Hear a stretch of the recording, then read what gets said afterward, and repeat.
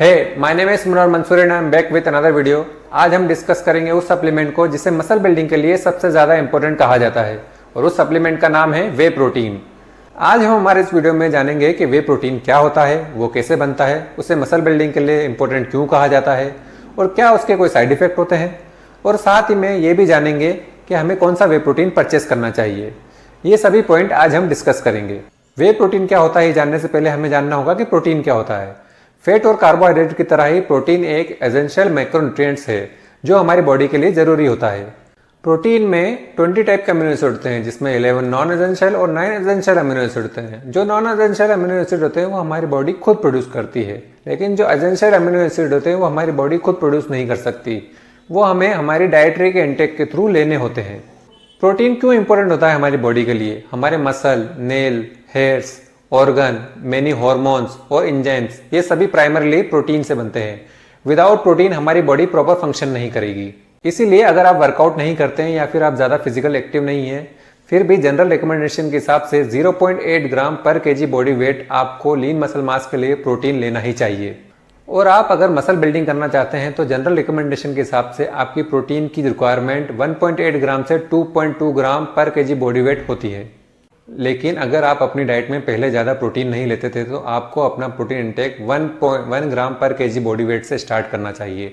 फिर धीरे धीरे आप अपना प्रोटीन इंटेक बढ़ाते रहिएगा। अगर आपका गोल फैट लॉस है तो भी आपका प्रोटीन इंटेक प्रॉपर होना चाहिए, क्योंकि प्रोटीन का thermic effect of food high होता है। कार्बोहाइड्रेट और फैट के कंपेयर में प्रोटीन को डाइजेस्ट और प्रोसेस करने में बॉडी को ज़्यादा कैलोरी खर्च करना पड़ती है, और प्रोटीन फैट लॉस के वक्त आपके मसल को प्रिजर्व रखने में हेल्प करता है। और जब हमारी एज 50 प्लस हो जाती है तो सर्कोपीनिया ऑफ एजिंग कंडीशन की वजह से हमारी बॉडी हर साल 1% तक मसल मास लॉस कर सकती है। इस कंडीशन में हमें ज़्यादा प्रोटीन की ज़रूरत होती है। अब आप समझ गए होंगे कि प्रोटीन क्या होता है और वो हमारी बॉडी के लिए कितना इंपॉर्टेंट होता है। अब हम डिस्कस करते हैं कि वे प्रोटीन क्या होता है और वो कैसे बनता है।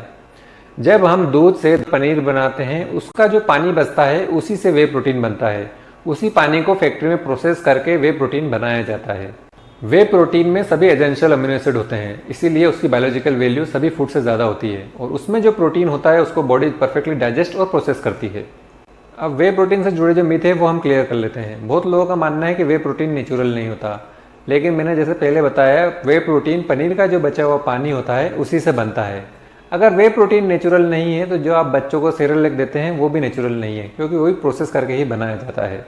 एक और वे प्रोटीन को लेकर मिथ है कि वे प्रोटीन लेने से हमारी किडनी में प्रॉब्लम हो सकती है, लेकिन ऐसा बिल्कुल भी नहीं है। वे प्रोटीन के कोई भी साइड इफेक्ट नहीं होते। अगर आपको पहले से किडनी की प्रॉब्लम है तो आप अपने डॉक्टर से कंसल्ट करके वे प्रोटीन ले सकते हैं, लेकिन अगर आप बिल्कुल हेल्दी हैं तो आपको वे प्रोटीन से कोई भी प्रॉब्लम नहीं होगी।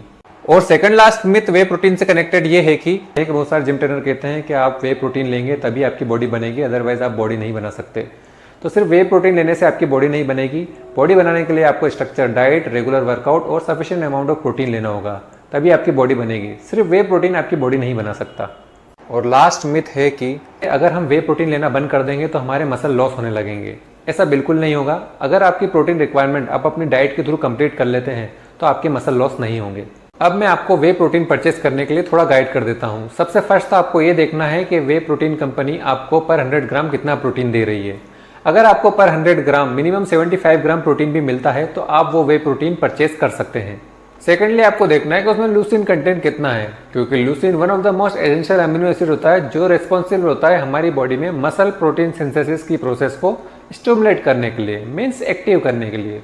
बहुत सारी रिसर्च ये कहती है कि अगर हम पर मील 2.5 ग्राम टू 3 ग्राम ल्यूसिन लेते हैं तो वो हमारी मसल प्रोटीन सिंथेसिस की प्रोसेस को ट्रिगर कर सकती है। अब आप सोच रहे होंगे कि मसल प्रोटीन सिंथेसिस क्या होता है, तो मैं आपको सिंपल वे में बता देता हूँ।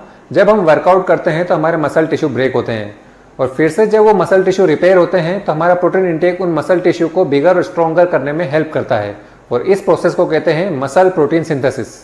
इसीलिए वे प्रोटीन परचेस करते वक्त आपको ये देखना है कि अगर आपको पर स्कूप 25 ग्राम प्रोटीन मिल रहा है तो उसमें मिनिमम आपको 2.5 ग्राम तो ल्यूसिन मिलना ही चाहिए। अगर आपको इतना ल्यूसिन मिलता है तो आप वो वे प्रोटीन परचेस कर सकते हैं। मेनली 3 टाइप के वे प्रोटीन होते हैं: वे प्रोटीन कॉन्सेंट्रेट, वे प्रोटीन आइसोलेट और वे प्रोटीन हाइड्रोलाइज्ड।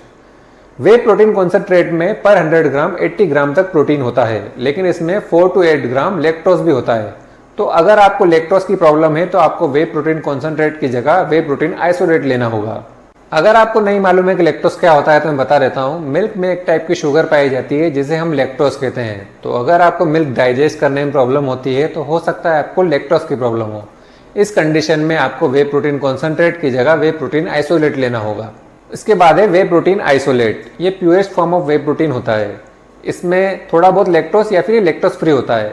इससे हमें 90 to 95 ग्राम प्रोटीन पर 100 ग्राम मिलता है, पर इसकी कॉस्ट वे प्रोटीन कॉन्सेंट्रेट से थोड़ी ज़्यादा होती है। लास्ट में है whey protein hydrolysed. Longer protein chain को तोड़कर शॉर्टर चेन में कन्वर्ट किया जाता है जिसे पेप्टाइड्स कहते हैं।